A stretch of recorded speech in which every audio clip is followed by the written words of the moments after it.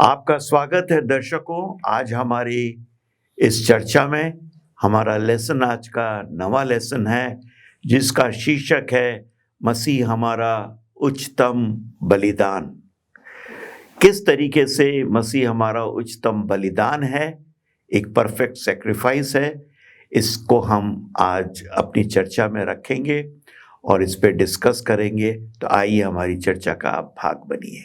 तो सवाल ये उठता है कि मसीह लोग क्रॉस क्यों पहनते हैं, सलीब पहन के रखते हैं, क्या वजह है उसकी? वो एक ऐसा सिंबल पहनते कि यीशु मसीह ने हमारे लिए उस पर बलिदान दिया है। वो जैसे एक गॉस्पल टाइप में एक मैसेज के रूप में पहनते हैं। हाँ, सलीब जो है मसीह के क्रूस पे चढ़ने के बाद, बलिदान देने के बाद एक सिंबल बन गई, सिंबल बन गई सैक्रिफाइस का। और नहीं सिर्फ सैक्रिफाइस का सिंबल बन गई, बट वो अपने साथ एक गॉस्पेल मैसेज, एक सुसमाचार भी रखती है कि जगत के पापों के लिए किसी ने अपनी जान दी है और वो कोई और नहीं सिवाय सृष्टिकर्ता खुदावंद खुद था, परमेश्वर खुद था जी।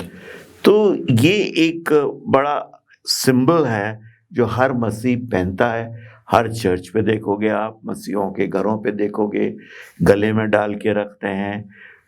पादरी लोग बड़ी बड़ी क्रूज पहनते हैं। तो it is a gospel message कि परमेश्वर ने जगत के लिए इंसान बनकर अपनी जान दी। ठीक है कि नहीं? हम आगे चलें, देखें और क्या जान देना जरूरी था जी परमेश्वर का, क्योंकि हम देखते पाप का जो परिणाम वो मृत्यु है।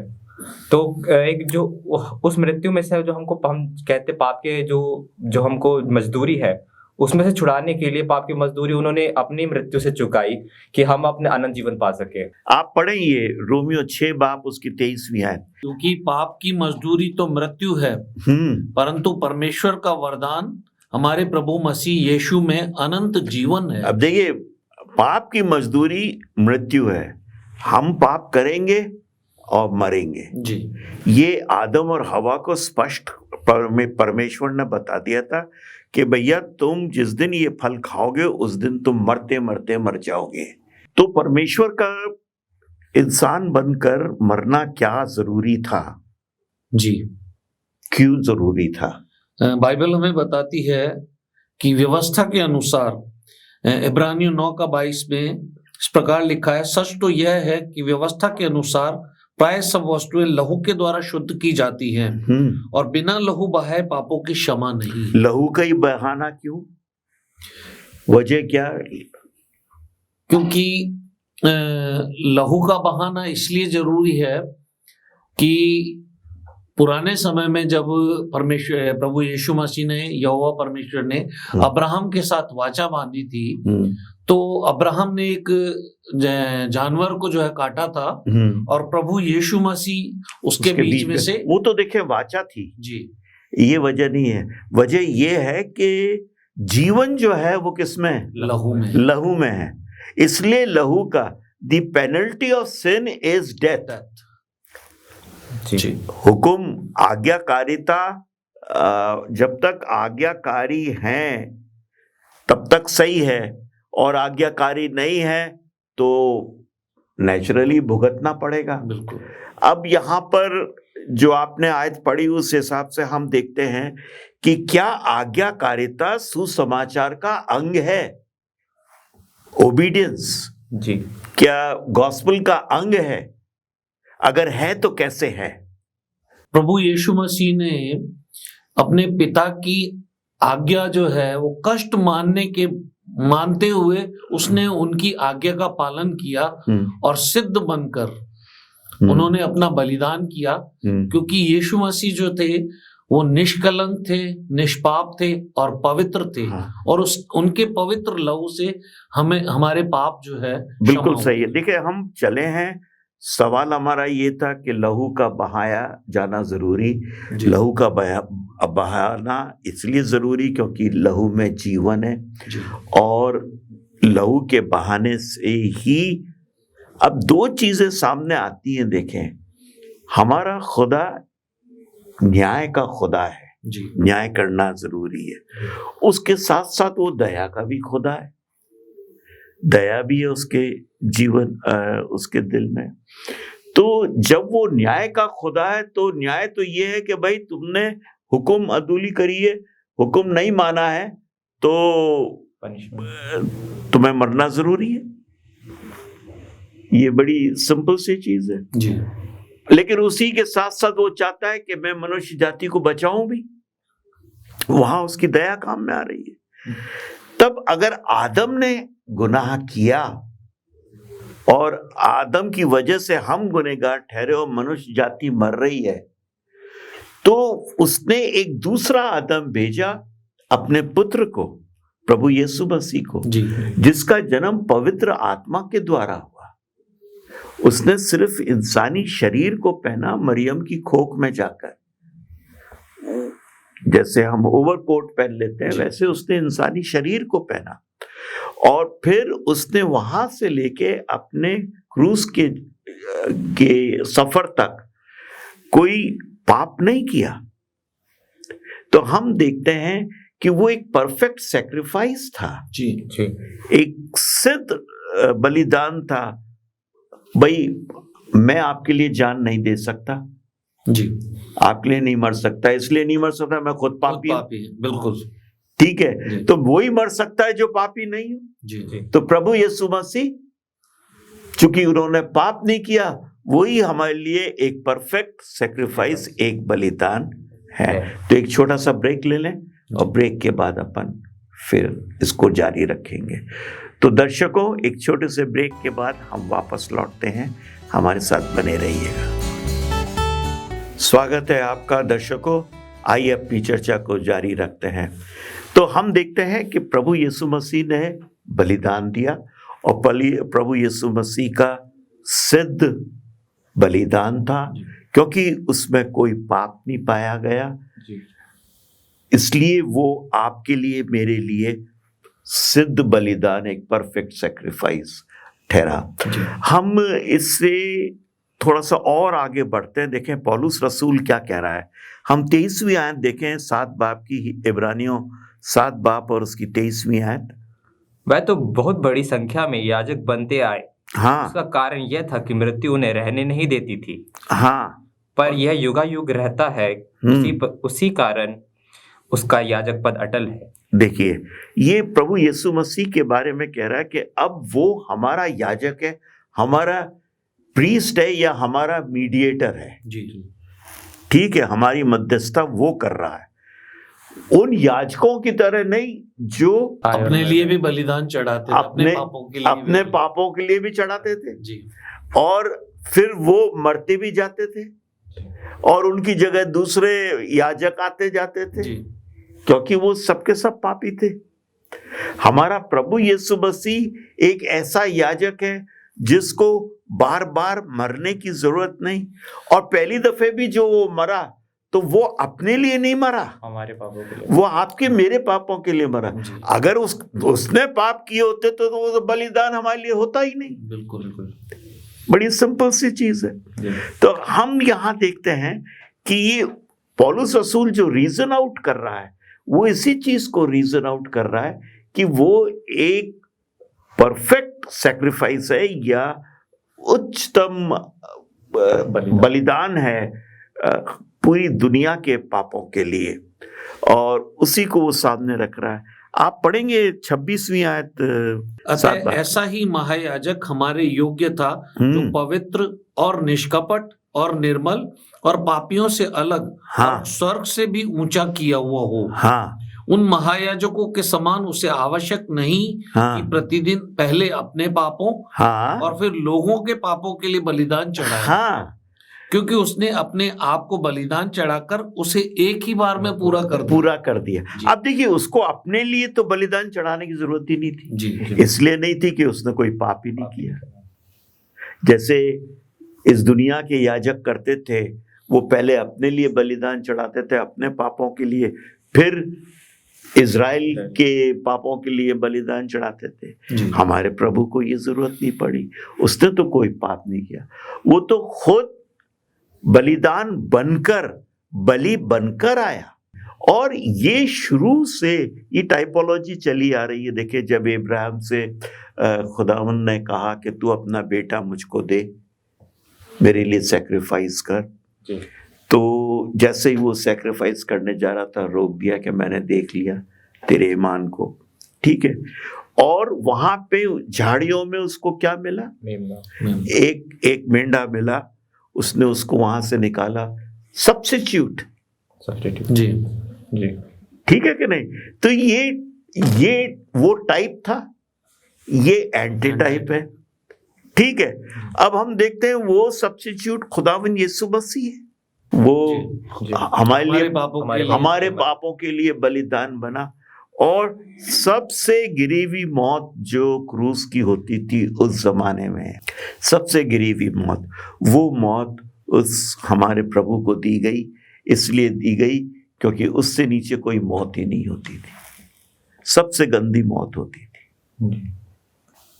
और वो जो हार्ड क्रिमिनल्स होते थे, हार्ड कोर क्रिमिनल्स जो होते थे, उनको वो मौत दी जाती थी। लेकिन आज वही क्रूस जो कि बिल्कुल गिरी हुई मौत मानते हैं, उसी को सारी दुनिया मानने लग गई, उससे प्रेम करने लग गई, क्योंकि उसी के अंदर गॉस्पेल मैसेज है। इसको आप दोबारा देखिए 27वीं आयत को तोलानी साहब। उन महायाजकों के समान उसे आवश्यक नहीं कि प्रतिदिन पहले अपने पापों और फिर लोगों के पापों के लिए बलिदान चढ़ाए, क्योंकि उसने अपने आप को बलिदान चढ़ाकर उसे एक ही बार में पूरा कर दिया। अब 28वीं पढ़िएगा। क्योंकि व्यवस्था तो निर्बल मनुष्य को महायाजक नियुक्त करती है, परंतु शपथ का वचन जो व्यवस्था के बाद खाई गई, उस पुत्र को नियुक्त करता है जो युगानुयुग के लिए सिद्ध किया गया है। युगायुग के लिए सिद्ध किया गया। तो प्रभु यीशु मसीह के अलावा हमारे लिए कोई दूसरा सैक्रिफाइस हो ही नहीं सकता था। ये देखिए, बाइबल स्कॉलर्स कहते हैं कि खुदा ने, पिता परमेश्वर ने पूरे आसमान को, पूरे स्वर्ग को खाली कर दिया जब प्रभु यीशु मसीह को इस दुनिया में इंसान बना के भेजा। अब ये एक मिस्ट्री है कि एक खुदा कैसे इंसान बना, द मिस्ट्री ऑफ इनकारनेशन। इसको हम अभी डिस्कस नहीं करेंगे, लेकिन खुदा खुद, अब लोग बाग ये कहते हैं, बहुत से लोग ये कहते हैं कि मसीह था, एक अच्छा इंसान था, एक प्रॉफिट था, लेकिन वो खुदा नहीं था। देखिए, अगर मसीह खुदा नहीं तो हमारा ईमान लाना उस पर बेकार है, हमारा ईमान लाना बेकार है, हमारी सारा जो गॉस्पेल का मैसेज है वो बेकार हो गया, सब कुछ बेकार हो गया। ये परमेश्वर का सैक्रिफाइस है जो उसने हमारे लिए, पापियों के लिए किया। यही उसका प्रेम है, उसका प्रेम भी यही है, उसकी दया भी यही है। क्या प्रेम और दया दोनों रिलेटेड होते हैं, तो उसकी दया भी यही है। तो एक तरफ तो उसको जस्टिफाई करना था अपने जजमेंट को कि भाई पनिशमेंट देना है मुझे। अब आप ये जस्ट कहते हैं परमेश्वर से कि साहब आदम हवा ने पाप किया है तो आदम हवा मरे, मैं क्यों मरूं? जी। तो परमेश्वर ने जज से बोला भाई तू भी तो पापी है, तो आपने जज ने बोला कि हाँ मैं भी पापी हूं, लेकिन पाप मेरे को परफेक्ट बना दो तो मैं पाप नहीं करूंगा। जी। क्योंकि मैंने इनहेरिट किया है पाप को, अपने बाप दादाओं से लिया है मैंने पाप को, तो मैं पापी हूं। तो खुदा ने कहा हाँ ये भी बात सही है कि भाई परफेक्ट। तो उन्होंने बोला अगर उस आदम की वजह से तू पापी ठहर रहा है तो मैं तुझे दूसरा आदम देता हूं, तू उसके ऊपर विश्वास लेकर आना, वो रास्तबाजी, वो धार्मिकता कमाएगा इस दुनिया में, पापी दुनिया में रह के, और धार्मिकता कमाने के बाद तू जब उस पर विश्वास करेगा तो तू बचाया जाएगा, उसकी धार्मिकता तेरे को ट्रांसफर हो जाएगी। बड़े अच्छे तरीके से परमेश्वर ने समझा दिया, और यही चीज पौलुस हमें बार बार कह रहा है। और जैसे जो लोग कहते हैं कि यीशु मसीह खुदा नहीं था, तो यूहन्ना स्पष्ट लिखता है अपने पहले अध्याय में ही, आदि में वचन था, हाँ, वचन परमेश्वर था, वचन परमेश्वर के साथ था, वचन देहधारी, और वचन देहधारी हुआ। वो 14वीं आयत में जी, के वचन देहधारी हुआ। तो जो वचन परमेश्वर था। एक छोटा सा ब्रेक ले लें अपन, और फिर इसे कंटिन्यू करेंगे। तो आप हमारे साथ बने रहिएगा। छोटे से ब्रेक के बाद हम लौटेंगे। स्वागत है आपका दर्शकों, आइए अपनी चर्चा को हम जारी रखते हैं। तो जैसे आपने बताया कि आदि में वचन था और वचन देहधारी हुआ, प्रभु यीशु मसीह देहधारी हुए, मरियम की कोख से उन्होंने जन्म लिया और इंसान बने। इंसान बन के पूरी आज्ञाकारिता उनकी रही, संपूर्ण, पूर्ण, परफेक्ट ओबीडियंस, जिसको हम अंग्रेजी में बोलेंगे। अपने बाप का उन्होंने कहना माना और सारे हुक्मों को पूरा किया, तो उन्होंने धार्मिकता कमाई। जी। अब उनको धार्मिकता कमाने की जरूरत नहीं थी, बिल्कुल नहीं थी, पर वो धार्मिकता उन्होंने आपके मेरे लिए कमाई। ठीक है, तो हम देखते हैं, आप देखें रोमियो 3:21 आयत, परंतु व्यवस्था से अलग परमेश्वर की वह धार्मिकता प्रकट हुई है जिसकी गवाही व्यवस्था और भविष्यवक्ता देते हैं। देखिए सुनिए, व्यवस्था से अलग जी। व्यवस्था क्या हुई? 10 हुक्म। व्यवस्था से अलग, तो इसका मतलब हम 10 हुक्म नहीं मानने हैं हमको। व्यवस्था को क्या मानने की जरूरत है? हमको जरूरत है, वो तो हमको बताते कि वो तो कैरेक्टर है। नहीं, वो तो कैरेक्टर है, वो तो खुदा का कैरेक्टर, वो तो आपको पहनना ही पहनना है। दैट इज एन ऑब्लिगेशन आपके ऊपर, आपको वो काम करना ही करना है। तो हम देखते हैं कि वो 3:21 में साफ कह रहा है, व्यवस्था से अलग एक धार्मिकता प्रकट हुई है।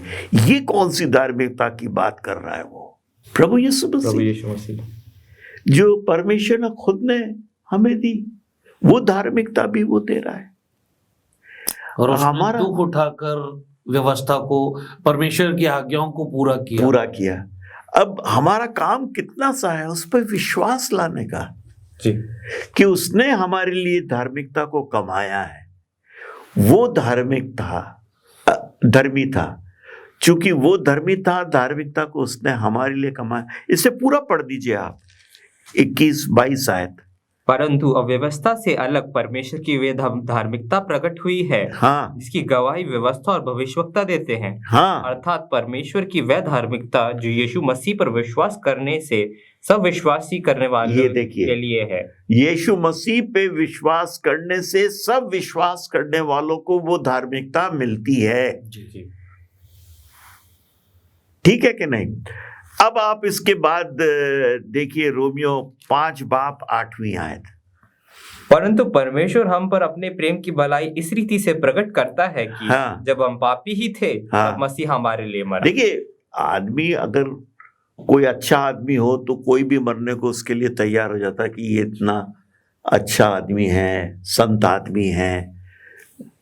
लेकिन जब हम पापी थे, हम गुनहगार थे, हम दुश्मन थे परमेश्वर के, उस समय खुदावंद यीशु मसीह आए और उन्होंने उस धार्मिकता को कमाया, और कमाने के बाद आपके और मेरे लिए बलिदान दिया जी, जब हम पापी थे जी।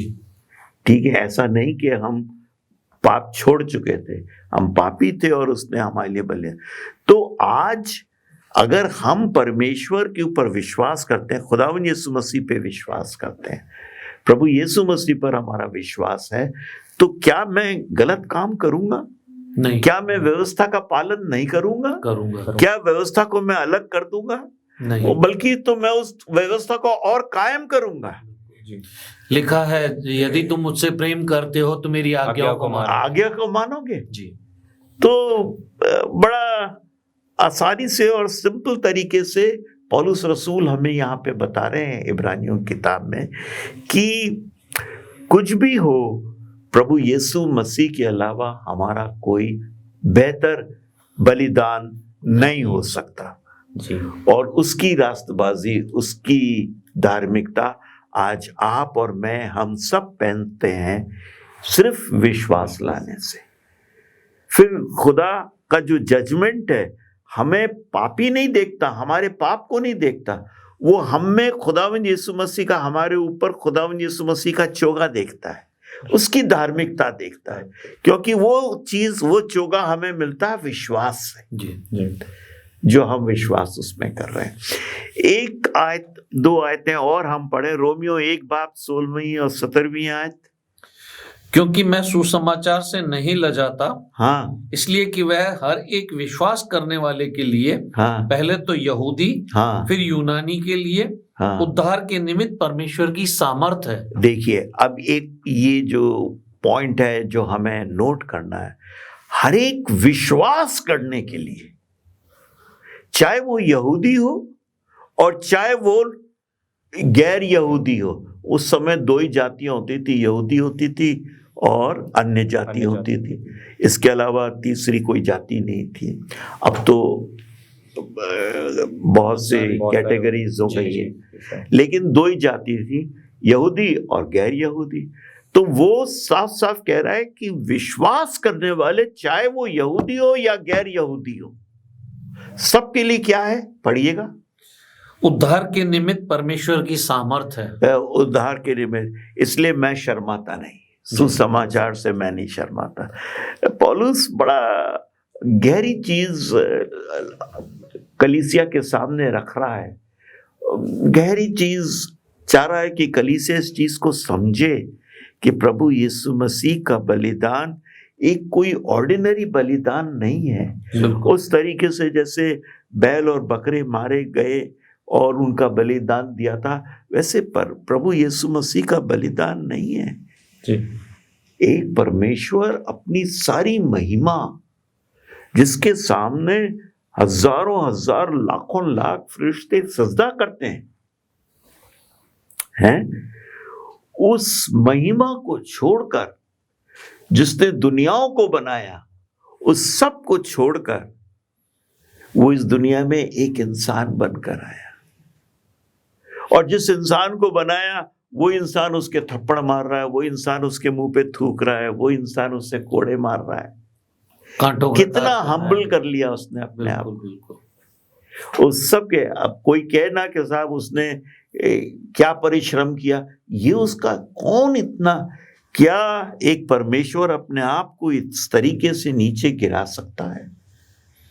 क्योंकि वो हमसे इतना हम्बल कर सकता है, गिराना सही शब्द नहीं होगा शायद, इतना अपने आप को नम्र कर सकता है, कोई नहीं कर सकता। तो हमारा विश्वास लाना जायज है, और उस विश्वास से आप और मैं, हम सब अनंत जीवन को पाते हैं। इसमें लिखा हुआ है, क्योंकि उसमें परमेश्वर की धार्मिकता विश्वास से और विश्वास के लिए प्रकट होती है, जैसा लिखा है, विश्वास से धर्मी जन जीवित रहेगा। विश्वास से धर्मी जन जीवित रहेगा।